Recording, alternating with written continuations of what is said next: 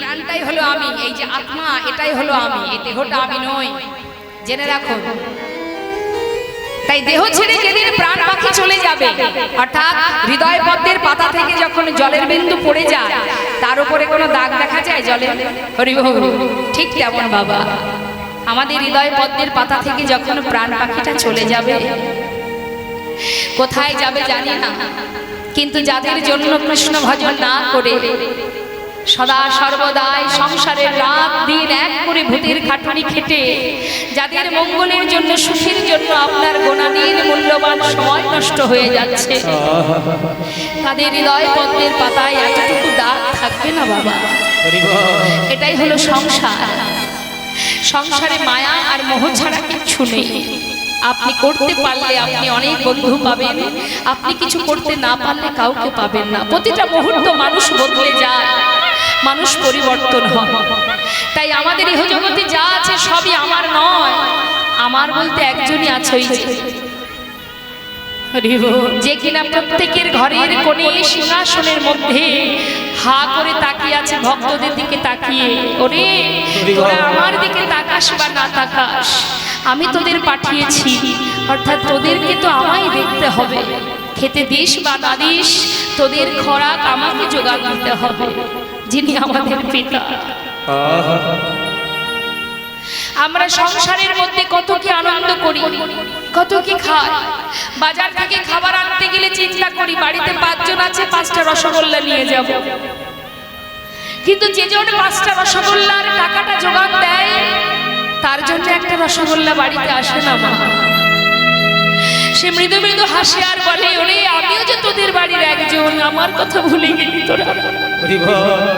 কিন্তু সন্তান যদি ভুল করে, মাতা পিতা তো সে অপরাধ গ্রহণ করে না। তাই আমরা যত অপরাধই করি না কেন, যত পাপই করি না কেন, সে যে অহরহ আমাদের কাছে ছায়ার মতো দৃষ্টি দিয়ে আছে, অহরহ দৃষ্টি দিচ্ছে।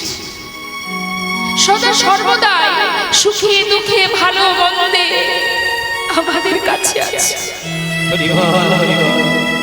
শুধু আমাদের যে দেখার নয়ন, এই নয়নের উপরে মায়ার আবরণ আছে, তাই আমরা তাকে দেখতে পাচ্ছি না।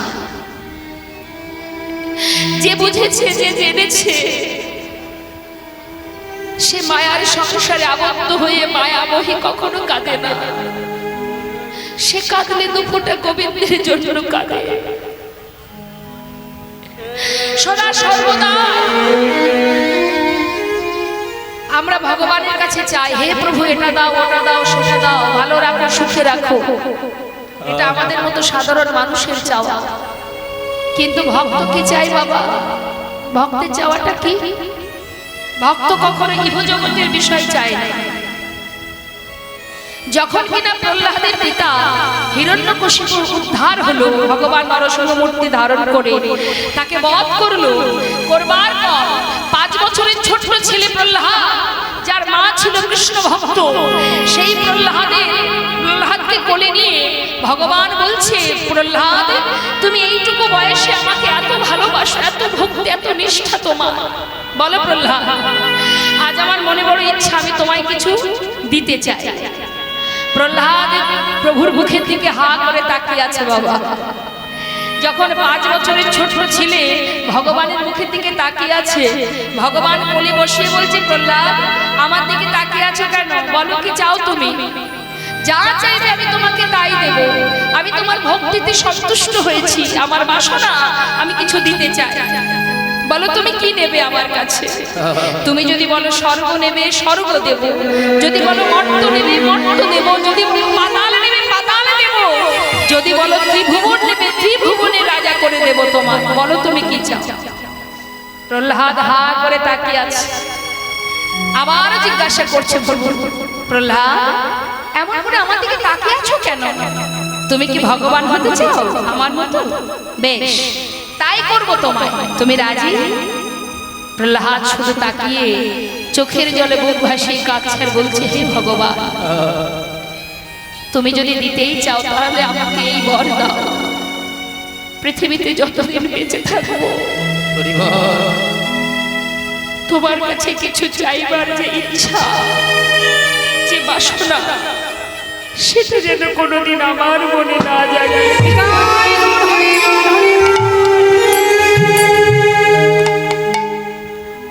তোমার কাছে চাইবার ইচ্ছাটুকু যেন না জাগে আমার মনে, এই বরটুকু দিয়ে যাও।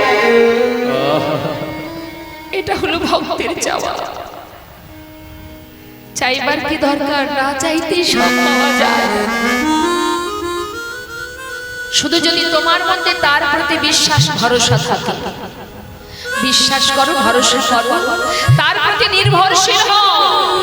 সেই বিশ্ব ব্রহ্মাণ্ডের মালিক, যার এক পলকে বিশ্ব ব্রহ্মাণ্ড লয় বা সৃষ্টি হতে পারে, যার ইশারা ছাড়া জগতের কোনো কিছুই চলতে পারে না, তার কাছে তোমার চাওয়ার কোনো দরকার নেই। তোমাকে চালাচ্ছে সে, তুমি শুধু তার চিন্তা করো। ভাবছো বসে চলবে কিসে, তুমি ভাববার কে, যার ভাবনা সেই ভাবে, তুমি ভাবো তাকে। তাই তো শাস্ত্রে মহাজন বললেন, এই যে 84 লক্ষ জনি ভ্রমণ করে সুন্দর মানব দেহটা পেয়েছো, আবারও ঘুরে ফিরে বিশ্ব ব্রহ্মাণ্ড ঘুরতে ঘুরতে 84 লক্ষ বার এই পৃথিবীতে তোমাকে আসতে হবে, তারপরে মানব দেহ তুমি পাবে। এত সাধনার ধন, কৃষ্ণ বলার বদন, সেবা দেবার মতো হাত, 10 ইন্দ্র ষড়রিপু সবই পেয়েছো তুমি। হেলায় সময় নষ্ট করো না, সময় গেলে আর পাবে না। চলে গেলে সময় আর পাওয়া যায় না, যে সময় চলে যায় সে সময় আর পাওয়া যায় না। যেদিন তোমার সময় আসবে, অন্তিম সময় আসবে, তুমি ভগবানের কাছে যতই কাঁদো না কেন, আর তুমি সময় হাতে পাবে না। তাই সেই বিচার সবাই যখন আমাদের বিচারে বসতে হবে বাবা, সেই সময় কিন্তু ভগবান যদি জিজ্ঞাসা করে, বলো আমার কাছে অনুনয় বিনয় করে 84 লক্ষ জনে ভ্রমণ করে সুন্দর দেহ চেয়েছো, আমার নাম করবে, সেবা করবে, বলো আমার দেওয়া 2টি হাত পেয়েছো, দিয়েছি তোমার, হাত দিয়ে কি করেছো? কি বলবো আমরা? হাত দিয়ে মারামারি করেছি, খুন করেছি, 3 তলা বাড়ি করেছি, 4টে গাড়ি করেছি, 5টা বাড়ি করেছি, এই তো বলতে হবে। বলতে তো পারবো না, হে ভগবান সদা সর্বদাই হাতে তালি দিয়ে তোমার নাম করেছি, তোমায় 2 হাতে সেবা দিয়েছি, সদা সর্বদাই সৎসঙ্গ করেছি, সাধুগুরু বৈষ্ণবের সেবা দিয়েছি, ভক্তের চরণ ধুলি অঙ্গে মেখেছি, বলতে পারবো না। যদি বলে আমার দেয়া বদন তুমি পেয়েছো, সেই বদনে কি করেছো? আমার দেওয়া বদন কি করেছো? বদনে নাম করেছো না। সদা সর্বদাই দিবস রজনী আবল তাবল পাচালো পড়িতে পারো, তাহার ভিতরে একবারও কি কৃষ্ণ বলিতে না। আন কথা, কু কথা, পরনিন্দা, পরচর্চা, পরসমালোচনা, এই করতে করতে আমাদের আয়ুরবি পশ্চিম দিকে ঢলে পড়তে শুরু হলো, কিন্তু আমাদের এখনো চেতনা হলো না বাবা। সময় এখনো আছে। কে কি বললো, কে কি করলো সেদিকে না তাকিয়ে তুমি যদি একবার গোবিন্দ চরণে নতমস্তকে 2 ফোঁটা বাড়ি বলি শুরু করে, তার চরণে ফুল তুলসী যদি না থাকে দুঃখ নেই। ভগবান বললেন আমার তাতেও দুঃখ নেই যদি ফুল তুলসী না থাকে। কাকে বলেছিল কথাটা? দেবর্ষী নারদকে। একদিন দেবর্ষী নারদ জিজ্ঞাসা করেছিলেন, হে প্রভু, জগতের জীব তোমাকে কেমন করে ডাকলে তুমি তার ডাকে সাড়া দেবে?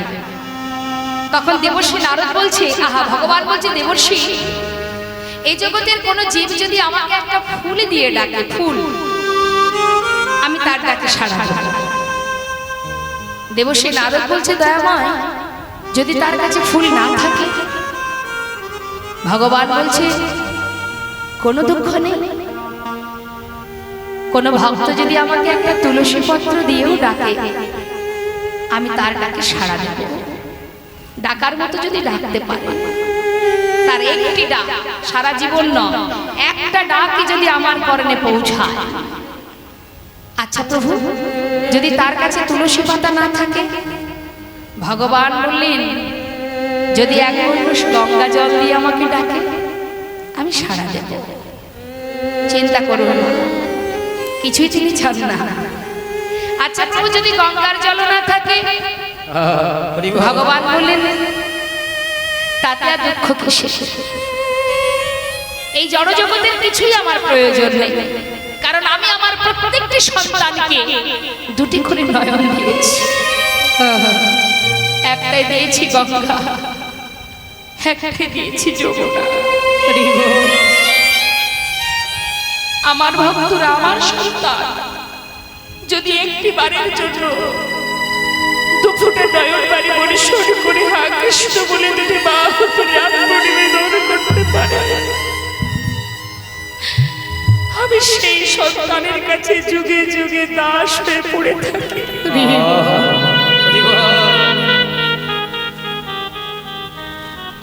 আমি কিছুই চাই না। ভক্ত আমার মাতা, ভক্ত আমার পিতা, ভক্তই আমার গুরু। ভক্ত দিলে খায়, না দিলে উপবাস যায়। ভক্তের হাতে প্রেমের নুড়ি। ভক্ত আমাকে যেভাবে ঘোরায় আমি সেইভাবে ঘুরি। নিতাই গৌর হরি বল, হরি বল। আজ এই মন্দির কমিটির সমস্ত গ্রামবাসী ভক্ত যারা আছেন, কত কষ্ট করে গ্রামে গ্রামে কিঞ্চিত কিঞ্চিত করে ভিক্ষা করে সকলের দ্বারে দ্বারে ভিক্ষা, যেখানে এইখানে থেকে নিজের জন্য অর্থাৎ নিজের পিতার জন্য যে কর্মটা আপনি করেছেন, এটাই কিন্তু উত্তম কর্ম, শ্রেষ্ঠ কর্ম। দান করেছেন ভগবানের সেবার তরে দান, ভগবান চরণে দান, শ্রেষ্ঠ দান, উত্তম দান।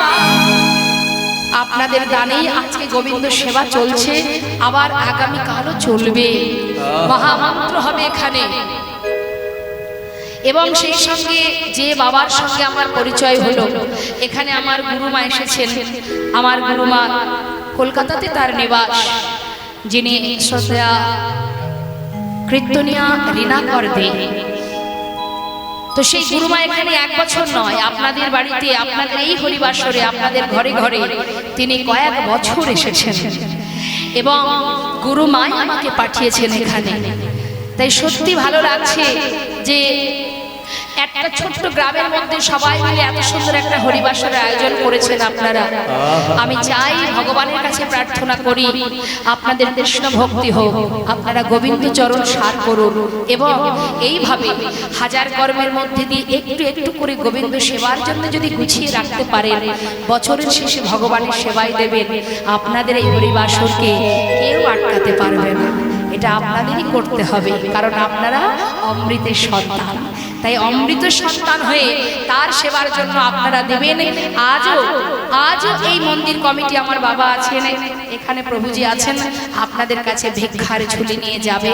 আপনারা কিন্তু সকলেই মুক্ত হস্তে দান করবেন, কেউ যেন। আর তাছাড়া আরেকটা কথা, যেহেতু আমার গোবিন্দের আবির্ভাব তিথি, সেই তিথি অনুসারে যাতে গোবিন্দ সেবায় লাগে, তবে সাবধান, পিছনে যেন কিছু চেয়ে বসবেন না। আমরা তো বাবা উদ্দেশ্য ছাড়া কিছু দিতে পারি না, সব জায়গায় চিন্তা করি এটা দিলে বিনিময়ে কি পাবো, সে চিন্তাটা আগে হয় আমাদের। তাই লাভ ছাড়া কোনো কিছু আমরা চাই না। তাই ভগবানের কাছে কিছু আশা করার দরকার নেই। আশা ছাড়া আপনি যে দানটা করবেন, মাথায় রাখুন, তার কাছে জানান, হে প্রভু, আমি যেটা দান করছি তোমার, সেটা যেন তোমার সেবায় লাগে। আমার এই দানটুকু যেন বৃথা না হয়, যেন তোমার সেবায় লাগে। এই প্রার্থনা নিয়ে সবাই দান করবেন। নিতাই গৌর হরি বল, হরি বল।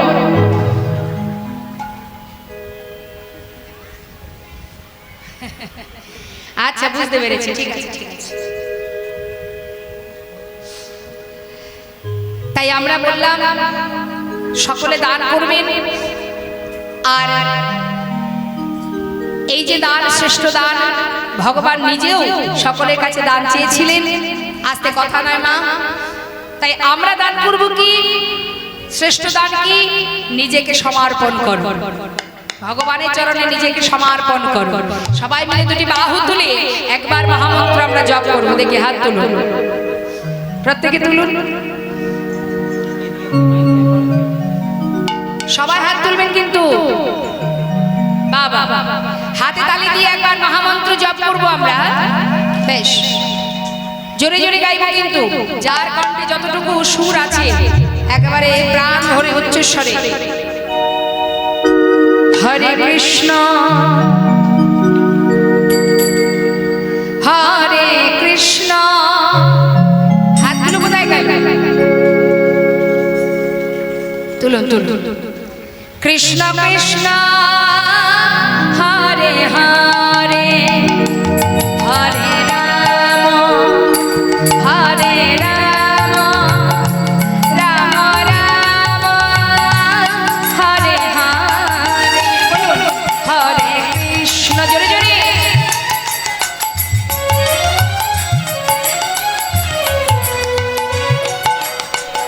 বাবা হরি বল। হাত তুলে প্রত্যেকে তুলুন, হাতগুলো তুলুন।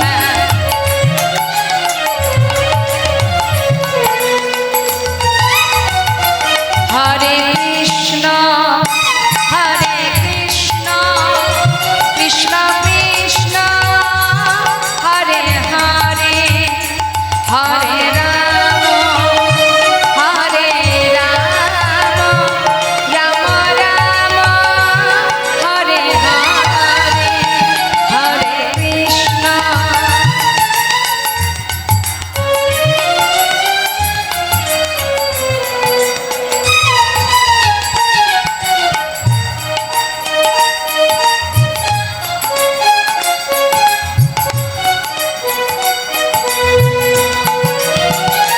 হরে কৃষ্ণ হরে কৃষ্ণ কৃষ্ণ কৃষ্ণ হরে হরে হরে রাম হরে রাম রাম রাম হরে হরে হরে কৃষ্ণ।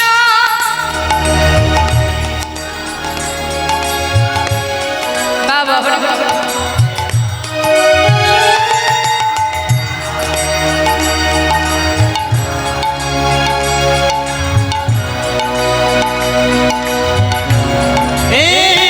হরে কৃষ্ণ হরে বল, হরে বল, হরে বল, হরে বল। হরে হরে হরে রাম রাম রাম হরে হরে হরে কৃষ্ণ কৃষ্ণ কৃষ্ণ হরে হরে হরে রাম রাম রাম হরে কৃষ্ণ হরে কৃষ্ণ। জয় নিতাই জয় জয়।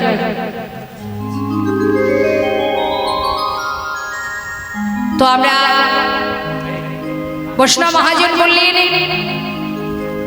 যে মহাজন এই পদাবলী লিখেছেন তার কথা আমরা একবার শুনবো। শাস্ত্রে কি বললেন? রূপ রঘুনাথ পদে করা কহিয়া সেবা বিলাস মাগে ঠাকুর নরোত্তম দাস।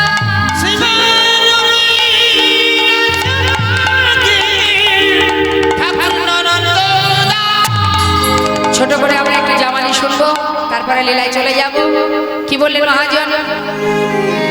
আহা নরোত্তম দাস রে সেবা মাগে নরোত্তম দাস রে। সেবা মাগে নরোত্তম দাস রে। সেবা মাগে নরোত্তম দাস রে। সেবা মাগে নরোত্তম দাস রে। সেবা মাগে নরোত্তম দাস রে।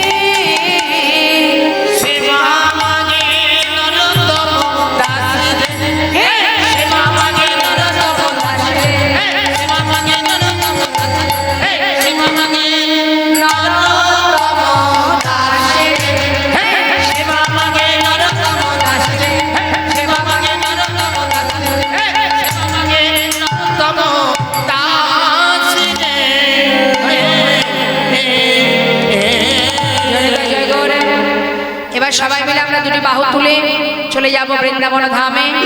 এত সময় গৌর কথা শুনছিলাম, চলুন একটা ভজন গান শুনতে শুনতে আমরা বৃন্দাবনে প্রবেশ করব।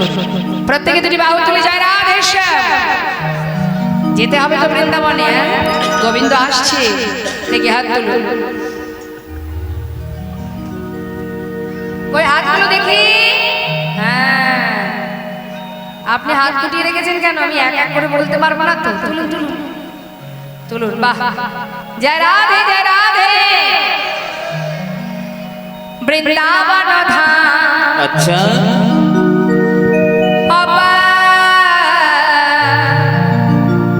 जपे जा राधे राधे।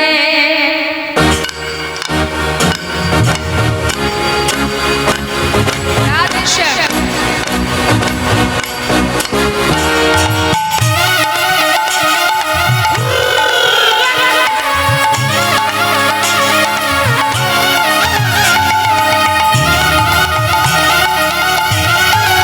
राधा रानी की श्याम सुंदर की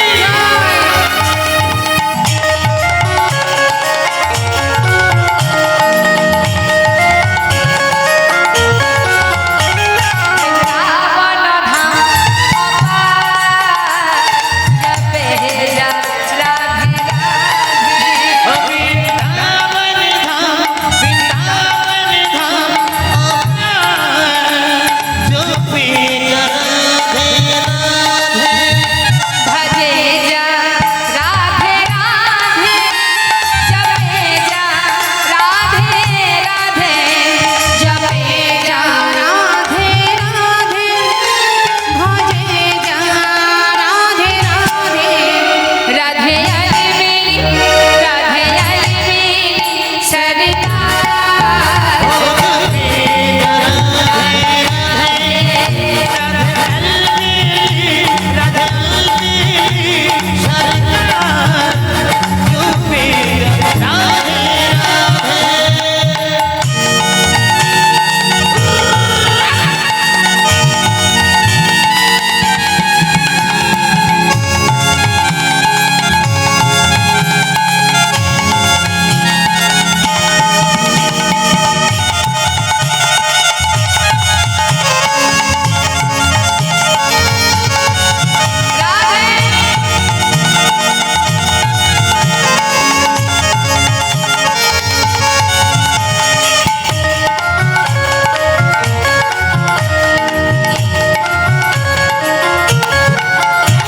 जो राधा राधा गावे, वो प्रेम पदर थावे।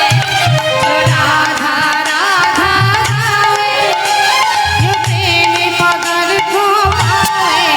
वो है जाए, वो है जाए मेरा पार। जो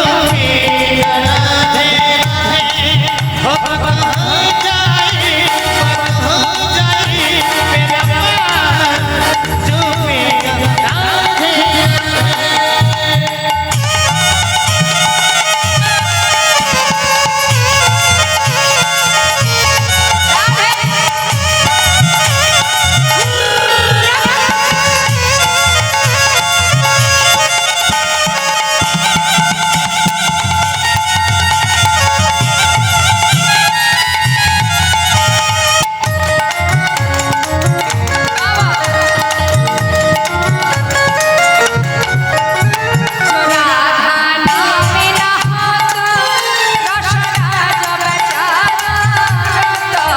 जो राधा नाम ना होतो, रसना जब चारो रोतो।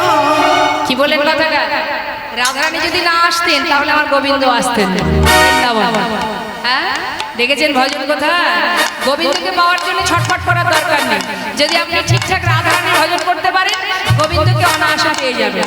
মানে রাধারানীকে ভজলে গোবিন্দ ফ্রি, গোবিন্দের জন্য কষ্ট করা লাগবে না। হ্যাঁ, जो राधा नाम ना होतो, रसना जब चारो रोतो। जो राधा नाम ना होतो, रसना जब चारो रोतो। नहीं होतो कृष्ण अवतार।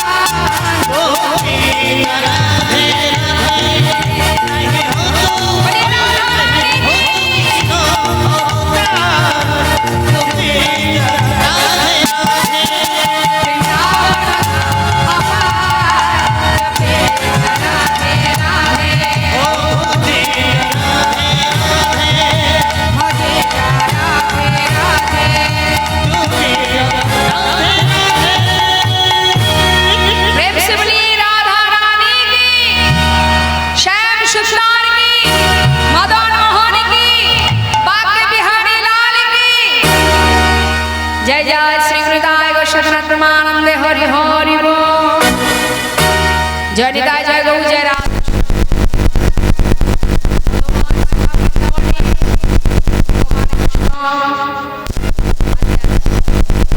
যিনি অনন্ত কোটি